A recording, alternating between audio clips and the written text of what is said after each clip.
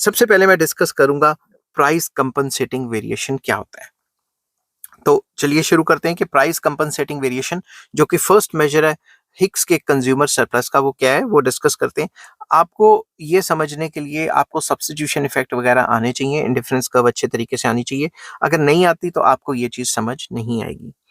The price compensating variation means the maximum amount a consumer would be willing to pay for the privilege of for the privilege of buying a commodity at a lower price so as to achieve the initial level of satisfaction. Simple words में price compensating variation वो variation है जो कि maximum consumer willing है पे करने के लिए अगर उसे same to same satisfaction चाहिए। तो it is like a substitution effect जो कि हम indifference curve में हिक्स के अंदर करते हैं। तो इसको मैंने diagrammatically explain किया हुआ है। Price compensating variation is explained with the help of diagram. तो सबसे पहले यहाँ पे एक्स गुड और यहाँ पे मनी इनकम, ये बात याद रखना, एक्स गुड वाई गुड मत कर देना, ये कंज्यूमर सरप्लस का चैप्टर चल रहा है, ठीक है।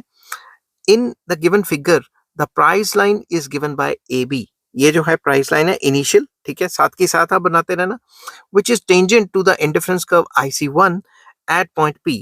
अब ये जो बजट लाइन है, ये वाली बजट लाइन है, ये इस इंडिफरेंस कर्व पे टेंजेंट है और P पॉइंट पे टेंजेंट, तो इक्विलिब्रियम का पॉइंट P हो गया। Let us suppose that the price of X good falls and as a result the new budget line is AB1 which touches the higher indifference curve IC2 at point S।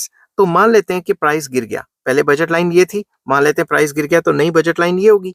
तो जब भी budget line उस side को shift होती है या उस side को रोटेट होती है तो नया इंडिफरेंस कर्व IC2 है और इक्विलिब्रियम है हमारा पॉइंट S पे, ठीक है, क्योंकि टेंजेंट है। Now we will find out how much money the consumer would be willing to pay for the opportunity of buying X good at this lower price and yet the initial level of satisfaction given by IC1 yet get the initial level of satisfaction at point IC1। अब हम देखेंगे कि वो पुरानी satisfaction को हासिल करने के लिए कितना पैसा जो है वो देने को तैयार है, कितना पैसा वो सेक्रीफाइस करने को तैयार है अगर उसे पुरानी लेवल ऑफ सेटिस्फैक्शन चाहिए। For this purpose we draw a price line CD parallel to AB1।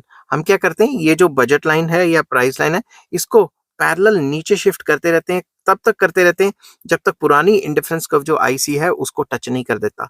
तो ये वाली लाइन के पैरेलल शिफ्ट करनी है डाउनवर्ड, समझ की बात। तो ये कहाँ पे इंटरसेक्ट टेंजेंट कर रही है, Q पॉइंट पे। तो आगे चलते हैं कि इंडिफरेंस कर्व IC1 पे जो टच करे, ठीक है, तब तक नीचे शिफ्ट करनी। The point of tangency Q depicts the new point of equilibrium. ये जो Q पॉइंट आया है ये क्या है, ये नया पॉइंट ऑफ इक्विलिब्रियम है, क्योंकि टेंजेंट पे इक्विलिब्रियम होता है ना, तो आपने तब तक शिफ्ट करनी है जब तक पुरानी कर्व को टेंजेंट नहीं करती। This shows that the consumer would be willing to pay AC amount of money for the privilege of buying the commodity X at a lower price and yet get the initial level of satisfaction given by IC1। तो ये हमें दिखाता है कि consumer ने ये जो AC amount है, AC अमाउंट ऑफ मनी को जो है वो छोड़ दिया ताकि वो पुरानी लेवल ऑफ सेटिस्फैक्शन IC1 को अटेन कर सके एट पॉइंट Q। समझ की बात। Since the point P and Q are on the same indifference curve, they depict the same level of satisfaction। तो जो पुरानी सेटिस्फैक्शन थी P, मैं रब कर दिया इसको गलती से, जो पुरानी लेवल ऑफ सेटिस्फैक्शन थी P, वही लेवल ऑफ सेटिस्फैक्शन आपको Q पे भी है क्योंकि अब आप सेम इंडिफरेंस कर्व पे हो, ठीक है। However, at point Q, the consumer purchases more quantity of X good because of the lower price and is willing to pay AC amount of money to reach the same point. Thus, AC is the price compensating variation। तो जो Q level है उस पे price के गिरने से वो पहले से तो ज्यादा खा रहा है, P से तो ज्यादा खा रहा है, मगर उसकी जो सेटिस्फैक्शन है वो सेम है। इस वजह से उसने जो अपनी इनकम बढ़ी थी प्राइस राइज की वजह से, वो इनकम अपनी विड्रॉ कर ली जो एक्सेसिव इनकम थी, और इस केस में प्राइस कंपनसेटिंग वेरिएशन जो बनता है वो बनता है AC। तो AC अमाउंट ऑफ मनी को उसने सेक्रीफाइस किया या सेव कर लिया कह लो, और इतना पैसा अपने सेविंग में डाल दिया या बैंक में डाल दिया, और इतने पैसे से उसे जो है सेक्रीफाइस करके सेम लेवल ऑफ सेटिस्फैक्शन आ गई।